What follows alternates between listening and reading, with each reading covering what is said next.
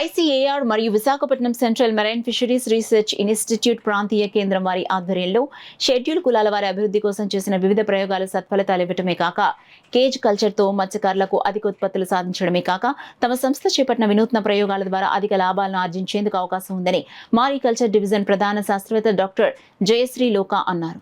స్థానిక Gandhinagar red cross వీధిలో ఉన్న ఆయన సోదరుడు విద్యావేత్త లోక రాఘవేంద్రరావు గృహానికి వచ్చిన సందర్భంగా ఉమ్మడి తూర్పుగోదావరి జిల్లాలో తమ సంస్థ చేపట్టిన ప్రయోగాల సత్ఫలితాలు వివరించారు. అలవరం మండలానికి చెందిన ఓడెల రేవులో కేజ్ కల్చర్ పద్ధతి ద్వారా సముద్ర చేపల పెంపకాన్ని ఫిబ్రవరి నెలలో ప్రారంభించారు. ఈ కార్యక్రమంలో భాగంగా డాక్టర్ బిఆర్ అంబేద్కర్ కోనసీమ జిల్లాలో బెండమూరు లంక గ్రామంలో షెడ్యూల్ కులానికి చెందిన ఒక గ్రూప్ని సీఎంఎఫ్ఆర్ఐ మారికల్చర్ విశాఖపట్నం టీం గుర్తించి వారికి 2 కేజీలు పంజరాలు, బలలు, యాంకర్స్ మరియు చేపల సాగుకి కావలసిన ఇతర సామాగ్రిని లబ్ధిదారులకు అందజేశారు. ఈ కేసులో చేపల సాగు కొరకు 0.1 కేజీ M3 బయోమాస్ కలిగిన ఇండియన్ పొంపనో మూకుడుపార చేప పిల్లలను కేజ్లో స్టాక్ చేశారు. ఈ చేప పిల్లలకు తగినంత కృత్రిమ మేతనందిస్తూ పెంచారు.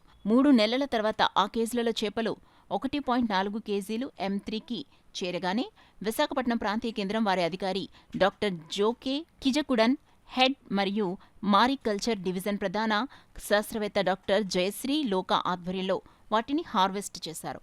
సముద్ర చేపల్ని సముద్ర తీర ప్రాంతాల్లో పెంచడం ద్వారా ఆక్వా పరిశ్రమ వృద్ధి చెందుతుందని డాక్టర్ జోకే కిజకుడన్ అన్నారు.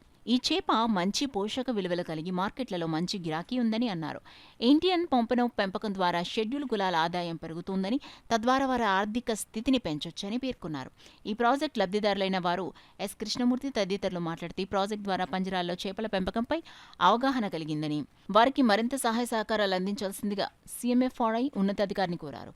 ఈ హార్వెస్ట్లో CMFRI mariculture team senior technician RD Suresh, స్థానిక సభ్యులు పి రామకృష్ణరాజు, పి ప్రసాద్ మరియు ఎస్సీ/ఎస్పీ ప్రోగ్రాం లబ్ధిదారులు సాపే కృష్ణమూర్తి, ఎస్ సురేష్, ఎం పాండు తదితరులు పాల్గొన్నారు.